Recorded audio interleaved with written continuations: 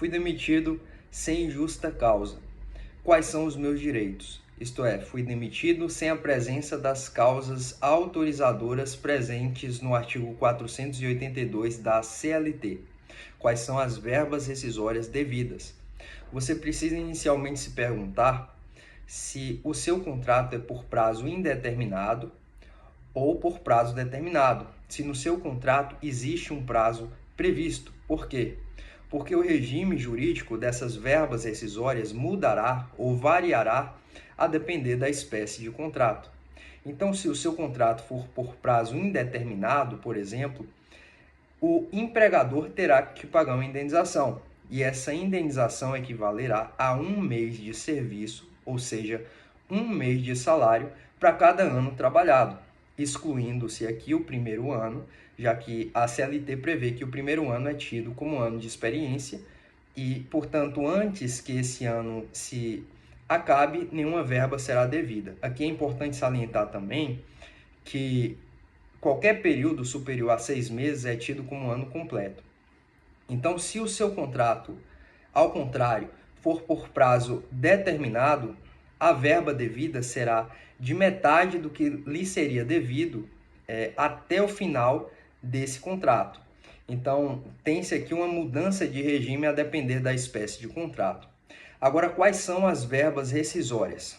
Normalmente, sem justa causa, entre outras verbas, são devidos o 13º salário, mesmo que proporcional, isso é, mesmo que você não tenha completado um ano de serviço, férias acrescidas do terço constitucional de férias, ou ainda as férias proporcionais, o aviso prévio indenizado,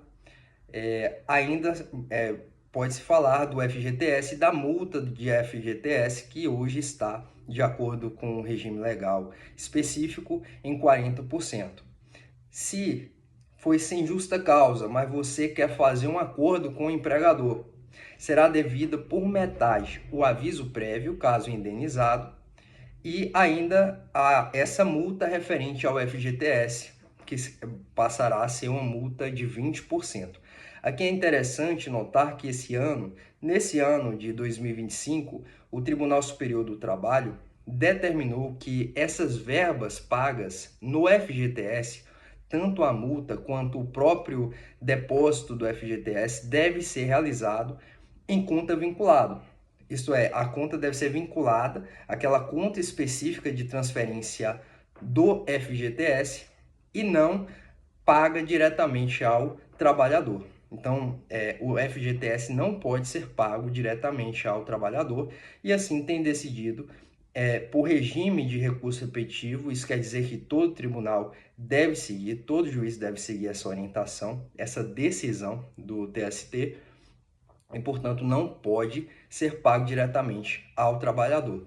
Agora, eu sou servidor público, muda alguma coisa?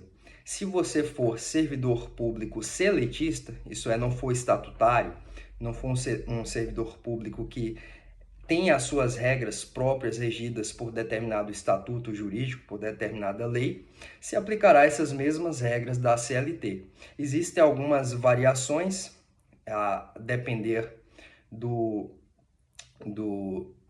regime. Por exemplo, se você for servidor público, não pode ser pago, ainda que você trabalhe em meio período, valor inferior a um salário mínimo, entre outras vicissitudes, entre outros detalhes. Mas, basicamente, sendo você servidor, sendo você trabalhador da área privada, desde que sob o regime seletista, você passará a ter direito a essas verbas rescisórias. Lembrando que se você for servidor temporário e você for demitido ou não se chegar por qualquer causa que seja ao término do contrato de trabalho, apenas será devido o FGTS e o saldo de salário. Isso porque há que se evitar, segundo o Supremo Tribunal Federal, o enriquecimento ilícito, e também é decisão em repercussão geral do próprio Supremo Tribunal Federal. Basicamente, essas são as verbas, e se você for demitido com justa causa, você também terá direito apenas ao saldo de salário, a ser pago e a eventual férias proporcionais já vencidas.